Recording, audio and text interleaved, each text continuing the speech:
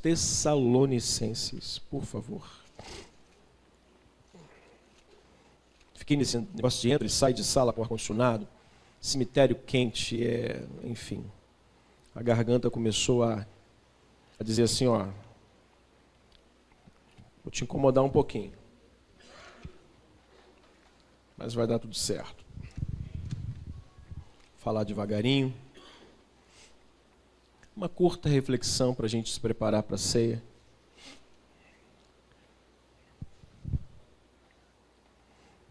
Eu estava também vindo para cá e peguei aquele trânsitozinho que é comum. E a gente fica pensando na mensagem o tempo todo. Quando alguém prega no nosso lugar, a gente não pensa em nada. A gente fica meio preguiçoso, a gente fica meio... A gente até fica mais à vontade, mas quando tem que pregar, a gente fica tenso, a gente fica preocupado. E a gente começa a pensar na mensagem, e sempre no meu carro tem um bloquinho de anotações e uma caneta. E às vezes no trânsito, quem para do meu lado talvez pense que eu sou maluco, mas eu sou. Quem não é? Aí eu faço anotações, começo a falar, e quando o trânsito anda, as pessoas pensam que eu estou no celular. Não estou no celular, estou escrevendo. Tem gente que o trânsito já andou, ele está lá de olho no celular, eu não, estou escrevendo. Eu vou, e deixo a caneta e vou seguir em frente.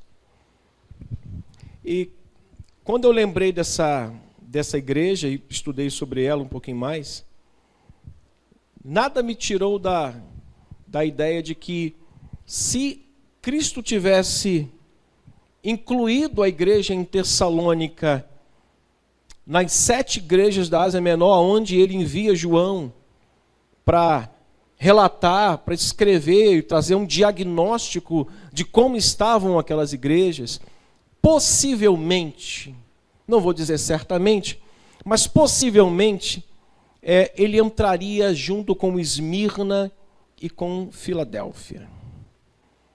Porque das 7 igrejas, 5 receberam dura sentença, 2 receberam elogios.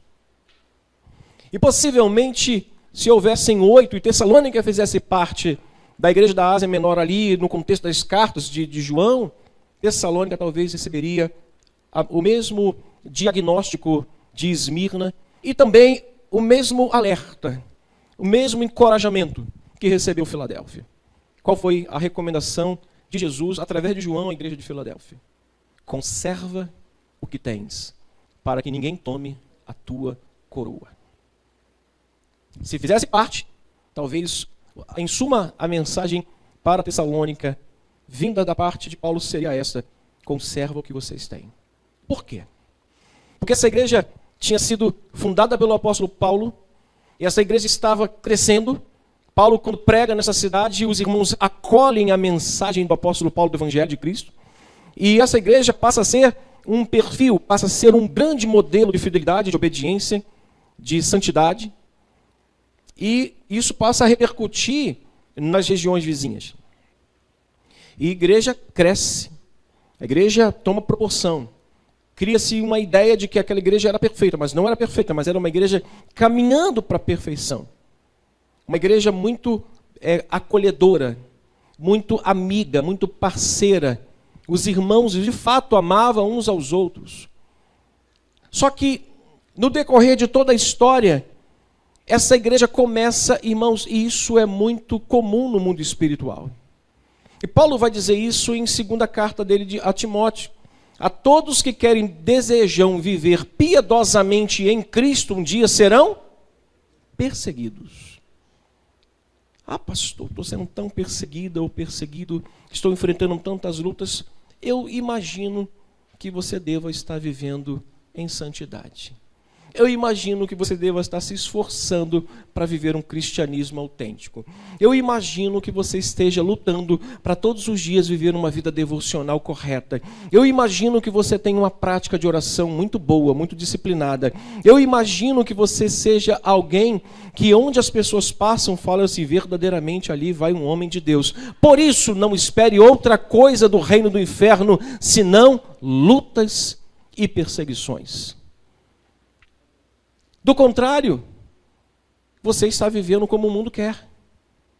Então, essa igreja sofreu uma dura perseguição E exatamente o que o apóstolo Paulo quis é fazer com que esses irmãos que, quando estavam caminhando, buscando em Deus, estar mais próximos dele, começaram a sofrer perseguições e alguns deles começaram a fraquejar na fé. Paulo faz o trabalho que todos nós pastores precisamos fazer, é lembrar os irmãos que existe um Deus que cuida da igreja e que cuida de cada um de nós. Por isso, o tema desta reflexão hoje é lembranças que renovam, que fortalecem a nossa fé e a nossa esperança. Ele colocou só, obrigado. Lembranças que renovam a esperança e a fé. O que Paulo estava tentando dizer a esses irmãos, eu estou tentando lembrar vocês coisas óbvias do cristianismo. Jesus não foi perseguido senão porque fez o bem, senão porque pregou o reino dos céus, senão porque foi contra os religiosos. Jesus foi perseguido, foi maltratado, foi traído, senão porque ele fazia as coisas que tinham que ser sido feitas, e nós devemos copiar isso, irmãos, de qualquer forma, porque nós somos cristãos. E não esperar menos do que ele esperou e sofreu. A gente quer andar como Jesus, mas a gente não quer sofrer como ele. A gente quer viver um cristianismo verdadeiro, mas a gente não quer sofrer oposição e nem crítica. Irmão, se prepare para ser criticado. Se prepare para ser observado pelas pessoas. Esses dias eu conversando, batendo um longo papo com Denise. E quando a gente bate um longo papo, a hora passa e a gente não vê. E a gente conversa muito, desde dias de namorados. Desde quando a gente começou o namoro, a gente sempre teve uma relação de conversa muito boa. Eu sempre disse para ela assim, Denise, eu disse para ela, se tem pessoas que te perseguem, te maltratam, que falam mal de você, e tentam de alguma forma fazer isso na tua frente, para mostrar para você, e para tentar tirar do eixo você, nunca permita que essa pessoa veja a sua fraqueza. Nunca permita que essa pessoa veja que ela está conseguindo tirar você do eixo. Porque o dia que ela desistir, aliás, o dia que ela vê que ela está tirando você do eixo, ela vai continuar te martelando até te tirar do equilíbrio total. Não bota lenha. Ou não faz barulho pro outro dançar. Não permita que as pessoas que te maltratem vejam que está dando certo o plano dela na sua vida. Se você se mostra frouxo ou fraco no dia da angústia, como é que vai ser a sua força? Pequena. Se você se mostra fraco diante daquilo ali, eles vão continuar te martelando. Então, se as pessoas te fazem mal, não deixa que elas percebam que aquilo está fazendo mal para você. Se mostra forte. Se mostra indiferente. Porque no tempo certo elas vão desanimar. Ela falou, ali não dá.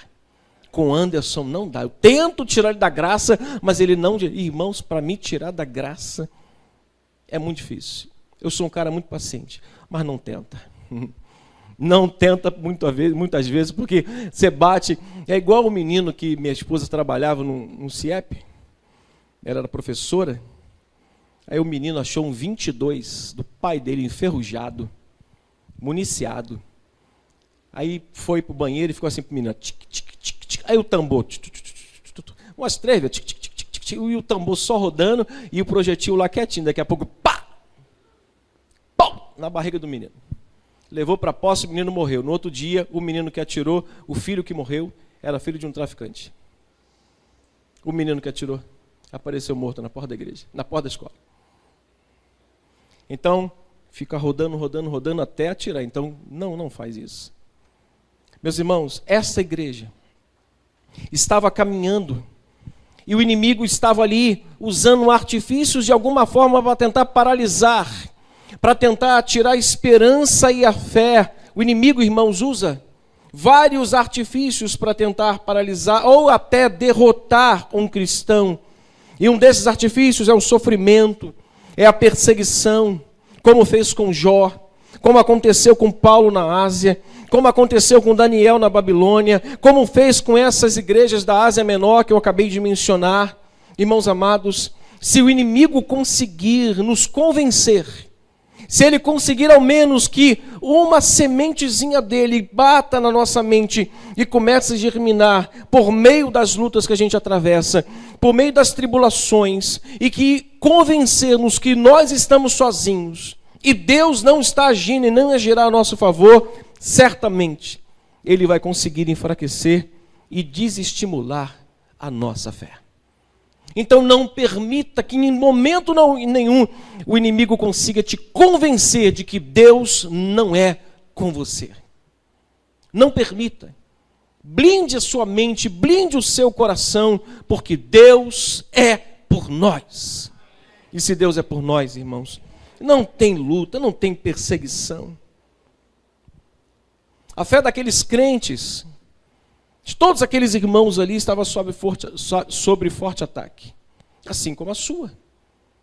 Você está pensando que o tempo de hoje, o mundo que a gente está vivendo, a sociedade, o meio de comunicação, não está planejando tudo ou colocando uma ponte 50 direcionada à vida dos crentes para tentar nos atacar e nos desanimar, nos entristecer, nos desestimular na fé, na esperança, empreendendo medo sobre a nossa mente, colocando pavor sobre as pessoas.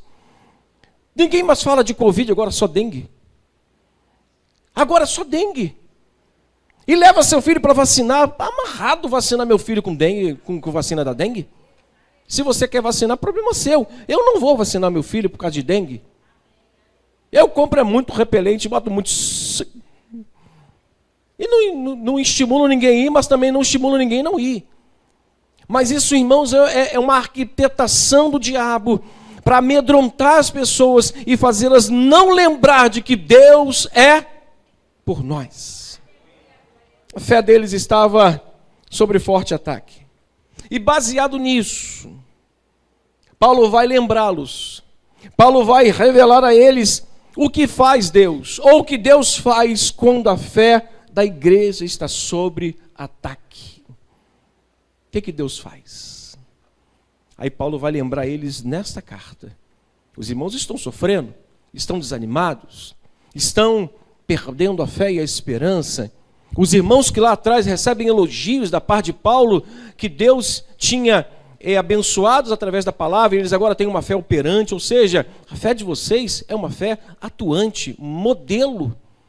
Vocês amam uns aos outros, de modo que as pessoas da outra região adoram isso, sabem disso e são inspiradas a fazer o mesmo. Agora, o diabo vai e bate o pé, e vocês estão perdendo a esperança e a fé num Deus que faz tudo e pode todas as coisas. Deus é por vocês. E sobre forte ataque, ele vai lembrar esses irmãos, vai revelar a eles o que Deus faz. Irmãos, isso é consolador para você e para mim. Tu não tem ideia, quando eu entrei aqui, disse assim: irmãos, não estou diante de qualquer pessoa, não estou diante de pessoas comuns, eu estou diante de filhos de Deus, eu estou diante de pessoas que Cristo salvou. Eu não estou diante de qualquer pessoa que Deus achou na rua, não. Eu estou diante de pessoas que Deus resgatou do mundo e trouxe para sua casa e os colocou sentados como Mefibosete na mesa do rei. Então, Paulo vai dizer o que Deus faz quando a igreja está sob ataque. Irmãos, não mexa com o crente. Não mexa com o crente. Porque você está mexendo com Deus desse crente. Mas pastor, a gente é tudo crente. Mas eu estou querendo lembrar os irmãos, não mexa com o crente.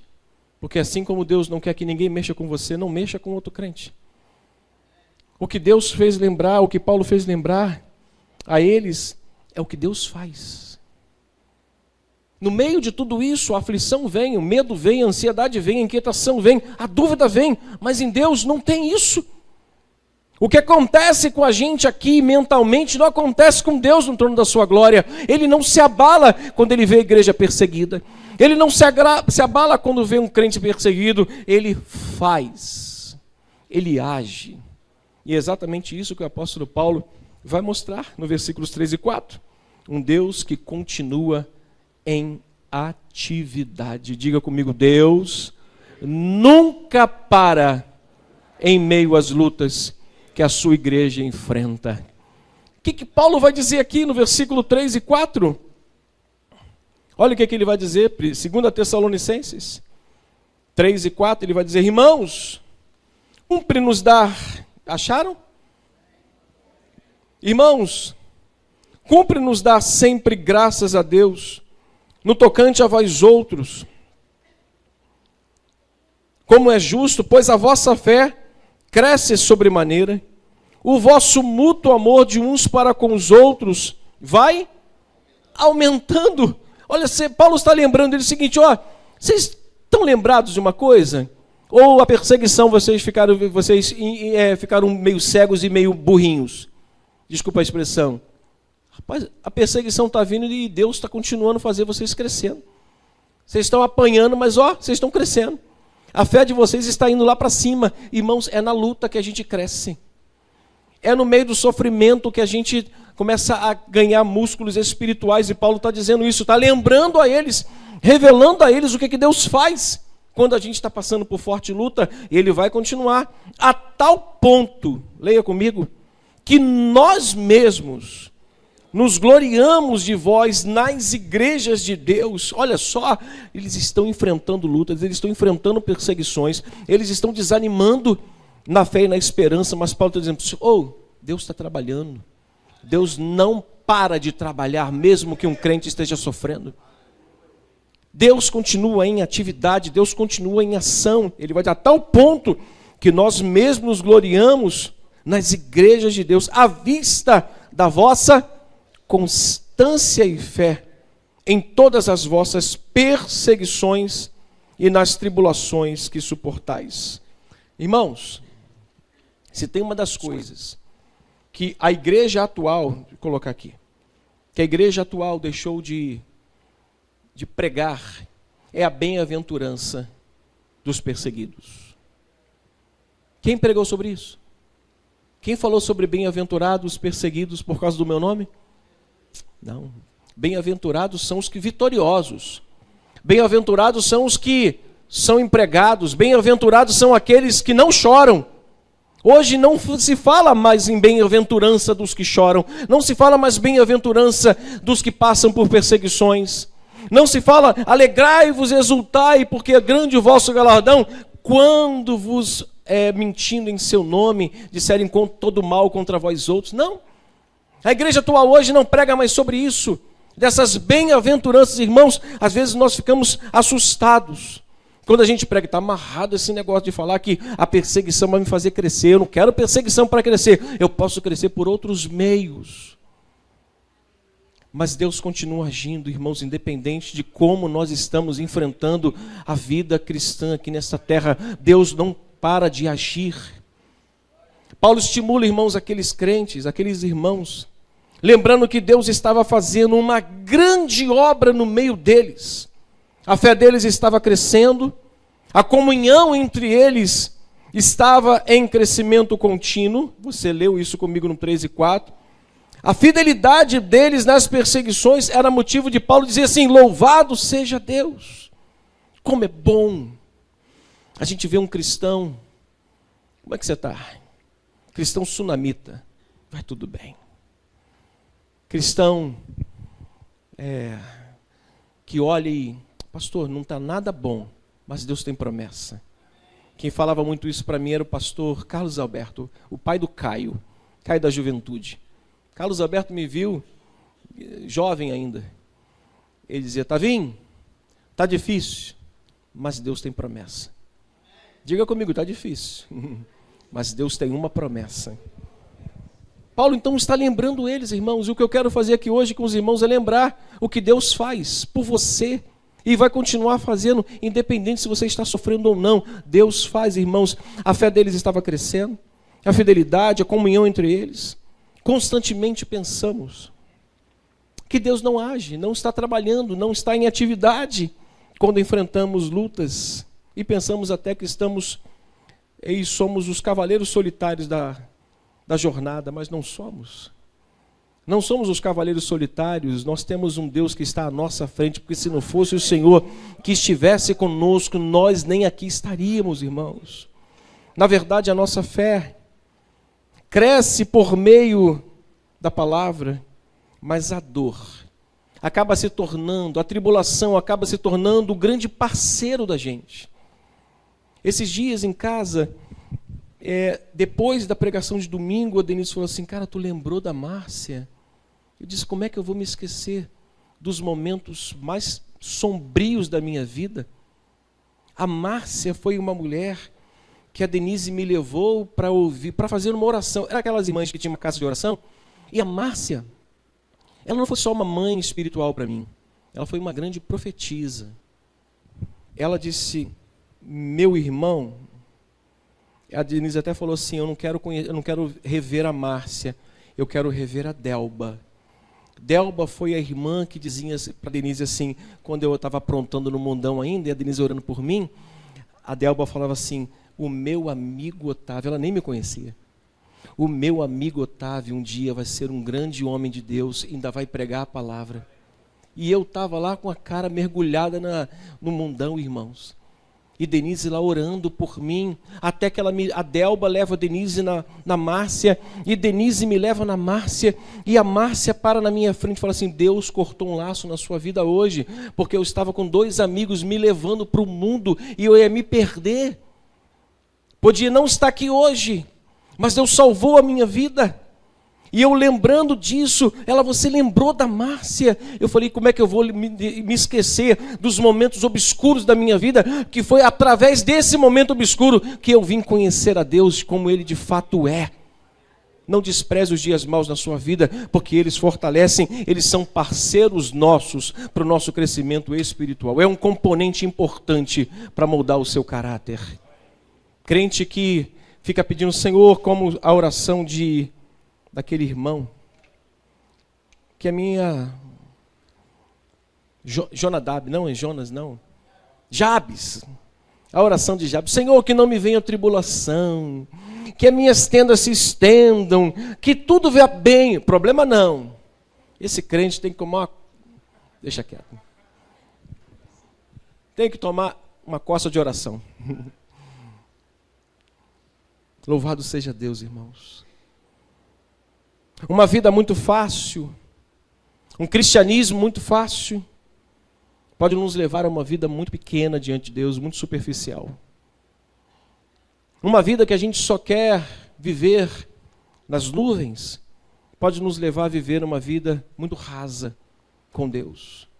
Mas quando nós estamos passando por lutas como essa igreja está passando, nossa fé aumenta, nossa fidelidade aumenta, nosso companheirismo aumenta. A igreja nunca orou tanto no período da pandemia quanto essa igreja aqui. Nós gastávamos, eu me lembro que o bispo, eu falei, bispo, pelo amor de Deus, fique em casa. Eu e Luiz Carlos, eu e pastor Luiz e o porteiro, vimos para a igreja sozinhos. Eu vinha de carro, isso aqui era um deserto. Eu vinha para a igreja, Luiz Carlos ficava no santuário de casamento e eu ficava no santuário maior. Ficávamos horas orando, Senhor, por favor, traz teu povo de volta, para com isso, acaba com isso, que traz seu povo de volta. Enquanto isso, toda a igreja estava em casa orando, irmãos. E orando uns pelos outros. Não tem momento mais gostoso para o nosso amor fraternal crescer quando as perseguições são contra a igreja. Aí não tem inimigo dentro da igreja. Até aquela irmãzinha que você queria vê-la lá, né, na Palestina, lá, na faixa de Gaza, lá, com a bandeira de Israel, assim, ó. Você queria vê-la lá? Você vai dar a mão a ela e orar com ela. Não tem momento mais gostoso que aumenta o nosso vínculo de amor quando a igreja é perseguida, porque nesse momento nós nos unimos no mesmo Deus para orar uns pelos outros. Irmãos, Paulo orou pelos crentes em Tessalônica para que a fé deles crescesse, versículo 3, 10, capítulo 3, 10. Agora Paulo agradece pelo aperfeiçoamento da fé desses irmãos. Por meio da onde? Por meio do sofrimento. 1 Tessalonicenses capítulo 3, versículo 10. Olha o que diz o texto. Orando noite e dia, com o máximo de, capítulo 3 de 1 Tessalonicenses, verso 10. Orando noite e dia, com o máximo de empenho, para quê? Para vos ver pessoalmente e reparar as deficiências da vossa fé. Irmãos, capítulo 1, Paulo já está agradecendo. Paulo já está louvando a Deus, dando graças a Deus. Por quê? Porque esses irmãos agora têm uma fé sólida. Por meio de quê? Por meio das tribulações. Mas a segunda coisa que Paulo queria que eles pudessem ver era um Deus que julga. Ele queria lembrar esses irmãos. Preste atenção no que eu vou te falar.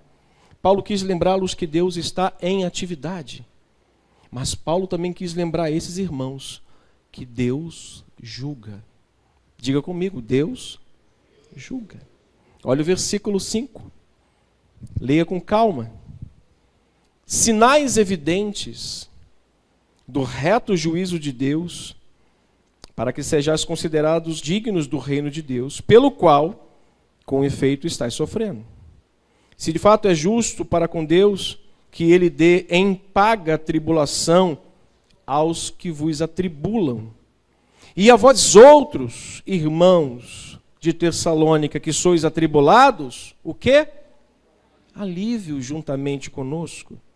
Quando do céu se manifestar o Senhor Jesus com os anjos do seu poder e em chama de fogo, tomando vingança contra os que não conhecem a Deus e contra os que não obedecem ao evangelho de nosso Senhor Jesus, estes, leia comigo, sofrerão penalidade de eterna destruição, banidos da face do Senhor, da glória do seu poder, quando vier para ser glorificado nos seus santos e ser admirado em todos os que creem naquele dia, porquanto foi crido entre vós o nosso testemunho. Paulo está dizendo assim, fiquem tranquilos, os que vos atribulam estão nas minhas mãos, para vocês, alívio.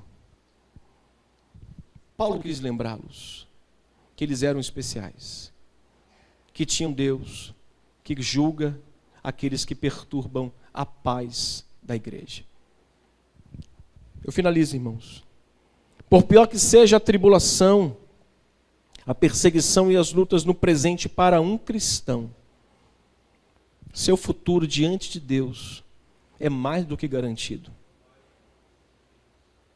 Não tem um dia sequer que você deva se preocupar se o seu futuro com Deus será em trevas, porque não será. Nosso futuro com Deus, em Deus, será glorioso. Pastor, mas eu não tenho ideia de o que está acontecendo comigo. Eu não tenho e nem quero ter. Eu estou certo de que o Deus que nós servimos faz justiça e julga todos os oprimidos. Salmo 103 diz isso. Salmo 1, verso 6, ele vai dizer: o Senhor conhece o caminho dos justos, mas o caminho dos ímpios perecerá. Salmo 33, versos 18 e 19 diz: os olhos do Senhor estão sobre os que temem e esperam por sua misericórdia. Mas ele esconde o rosto e abomina os que não amam a verdade. Salmo 34, verso 15: os olhos do Senhor repousam sobre os justos. Paulo está lembrando a eles o seguinte: fiquem tranquilos. O que vocês estão sofrendo está redundando em bênção, vocês estão crescendo. O que está acontecendo está fortalecendo a comunhão entre vocês. O que está acontecendo está fazendo vocês serem mais fiéis a Ele. E quanto àqueles que vos atribulam, eu vou dar a paga para eles, mas para vocês, descanso. Descansem no Senhor. Só que a gente quer fazer aquilo que Tiago vai recomendar não fazer. E a gente acha que a nossa ira, ela vai resolver alguma coisa. Irmãos, a nossa ira não produz a justiça nem a ação de Deus. Capítulo 12 de Romanos, por favor.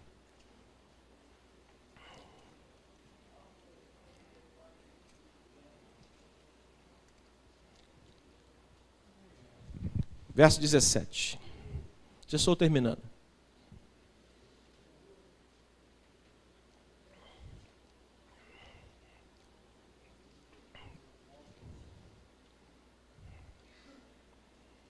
Capítulo 12, Romanos, verso 17. Vamos ler comigo? Se você desejar. Não torneis a ninguém. É ruim, pastor. Me fechou, eu vou fechar. Não torneis a ninguém mal por mal.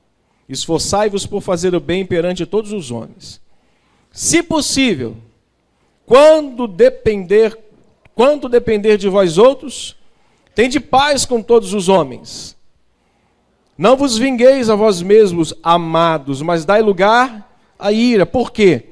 Porque está escrito, a mim pertence a vingança, e eu é que retribuirei, diz o Senhor. Pelo contrário, agora você vai ter que ler e vai dizer, pastor, isso aqui eu cumpro.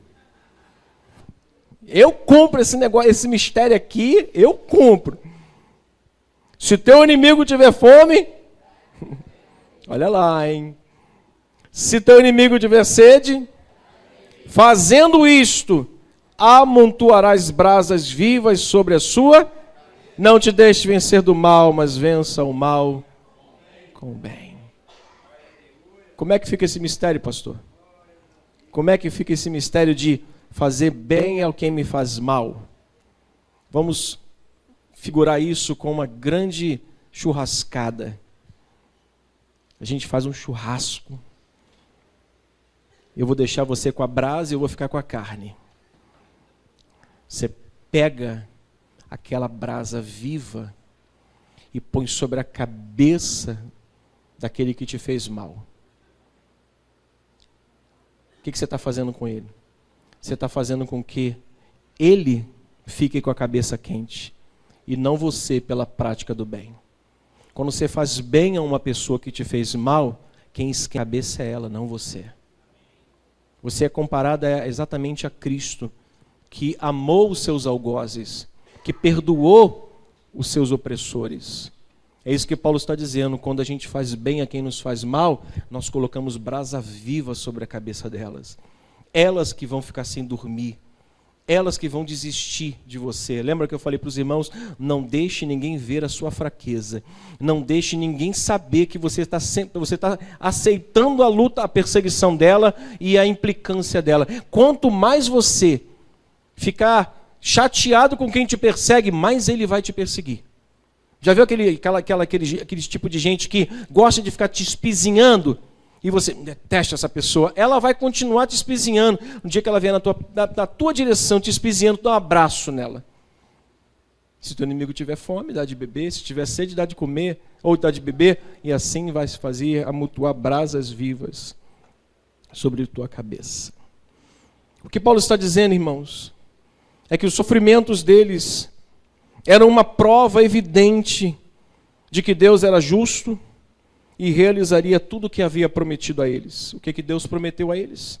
Que haveria uma restituição, uma paga àqueles que atribulavam a igreja. Haveria uma recompensa para o justo, no versículo 5, haverá recompensa para quem permanece na fé e na esperança em meio às perseguições. E haveria um alívio, um descanso. Irmãos, o nosso descanso vai chegar. O nosso momento de paz vai chegar. Aguarde um momento. Deus está agindo. Deus está em ação. E por fim, o que Deus queria, o que Paulo queria que eles lembrassem? Que Deus estava em atividade, que Deus julga, que Deus não vai deixar barato o que estão fazendo com a sua igreja e com os seus filhos. Irmãos, descanse no seu coração nisso. Tudo que possam estar tentando fazer contra a igreja não vai ficar barato diante de Deus. Não vai. Anos atrás, carnaval, botaram Cristo lá, apanhando de Satanás. Colocaram Cristo como homossexual, como isso, como aquilo outro. Tiveram uma paga de tudo isso. Deus não deixa barato quando fazem alguma coisa com seus filhos. Deus vai julgar esta causa e vai julgar com rigor. A terceira coisa que Paulo queria que eles lembrassem é que nada impede as promessas de Deus realizarem-se na nossa vida e na vida deles. Diga comigo, nada vai impedir que as promessas de Deus se cumpram em minha vida. Diga na tua também, meu irmão. Olha o que diz o verso 12 e o verso 13 para a gente concluir. 11 e 12. Leia comigo. 11 e 12. Por isso, também não cessamos de orar por vós, para que o nosso Deus vos torne dignos da sua vocação e cumpra com poder todo propósito de bondade e obra de fé, a fim de que o nome do nosso Senhor seja glorificado em vós, e vós nele, segundo a graça do nosso Deus e de nosso Senhor Jesus Cristo. Nada vai impedir de que Deus seja glorificado por nós enquanto estivermos passando pelas lutas aqui. As tribulações não iriam fazer aqueles crentes pessoas melhores. Só iriam mostrar do que eles eram feitos. Tem gente que é feito de cristal, a luta vem e se quebra. Tem gente que é feito na rocha, permanece inabalável. Chora, engole o choro e segue em frente, dizendo: eu sei que o meu Redentor vive. Nosso real valor, irmãos, não é revelado quando as coisas estão tudo bem, ou estão sempre bem. O real valor de uma fé cristã é revelado quando nós temos a nossa fé provada. O nosso real valor como crentes é provado, é revelado quando nós somos testados no fogo da aflição, aonde José, Daniel e seus companheiros foram provados. A oração de Paulo é para quê? É para que todas as lutas que eles estavam enfrentando não tocasse exatamente naquilo que eu coloquei como tema. Paulo está orando, lembrando eles para que aquilo, irmãos, a fé é o teu melhor e maior patrimônio. Não deixe que nada toque na tua fé. Não deixe. Há anos atrás eu pensei em abandonar esse negócio aqui. Há anos atrás eu pensei em abandonar o ministério porque eu não estava suportando a luta e a perseguição que eu estava enfrentando. E eu fiz tudo exatamente igual eu não ensinei ao que eu ensinei vocês hoje. Aliás, ao contrário. Tudo que eu ensinei para os irmãos hoje, eu fiz ao contrário. O meu inimigo vinha contra mim e eu peitava ele. E quanto mais ele me estressava, mais estressado eu ficava, e mais estressado eu ficava ainda, porque ele ficava perseverante. Eu vou continuar estressando ele. Por quê? Porque eu ficava dando vazão àquilo tudo. A ponto do meu ânimo chegar no nível, falei: chega, eu não preciso disso. Ou eu morro ou eu mato um. Não aguento mais, Senhor, chega. Sentei com a minha mulher e falei assim: não precisamos sofrer esse tipo de vergonha. Chega. Foi Deus falar comigo: fica quieto, senta e você vai ver o que eu vou fazer. As pessoas que fizeram isso comigo nem mais na igreja estão, porque Deus é quem cuida de nós. Diga comigo: Deus é quem cuida de mim. Meus irmãos, a oração de Paulo é para que aqueles irmãos não perdessem a dignidade, nem o modo como eles estavam vivendo. Não deixe que ninguém, não deixe que sofrimento, luta, perseguição tire de você o que Deus está fazendo na sua vida e no seu coração. Não deixe. Paulo ora para que as tribulações tivessem como objetivo final a glória de Deus. Que no final de tudo, Deus seja glorificado na sua vida. Caramba, ele aguentou. Chegou até o fim. Já viu aquela aposta contrária que fazem contra a tua vida? Quantos aqui já receberam isso? Ih, aquilo não vai dar em nada. Quantos aqui além de mim? A minha mãe dizia assim para minha namorada, que é minha esposa hoje: Otávio, crente, duvido. Passa na porta da igreja e xinga o diabo. Lá, estou com uma vizinha minha lá que me conhecia desde a infância lá. Nós nascemos e fomos criados no mesmo bairro. Otávio na igreja, duvido. Louvado seja Deus. Porque eu não estou na igreja. Eu estou em Cristo. Ela acertou. Otávio na igreja não. Otávio em Cristo. Que Deus te abençoe. As tribulações não podem nos tornar pessoas indignas do céu, nem mesmo mudar o modo de vida que nós temos que viver, que é glorificar Deus quando a gente passa por tribulações. O que Jesus ensinou? quando vos perseguirem, vos injuriarem e disserem todo mal contra vós, alegrai-vos e regozijai-vos, porque grande é a vossa recompensa nos céus. Então prepara as costas largas, para apanhar bastante, mas isso vai te dar uma força para tu carregar os seus feixes. Lembra do Salmo? Vocês chegaram um pouquinho atrasados? O Salmo 126 no final diz assim: quem sai andando e chorando enquanto semeia, voltará como?